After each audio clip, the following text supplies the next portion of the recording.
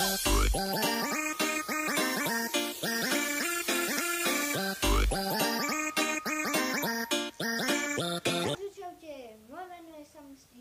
dneska prišla tá chvíľa, na ktorú ste všetci čakali. Možno nie všetci, ale je to to, čo som vám vravel vo vlogu, čo som dostal na Vianoce, a je to cestovateľ Samus. Áno, dneska sa s vami o to podelím, aj keď je tam málo fotiek, ale aspoň dačo. A spravím taký zostrih.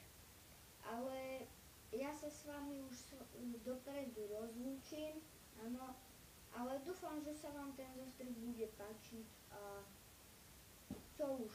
Lajkujte, komentujte, odobrajte a čau.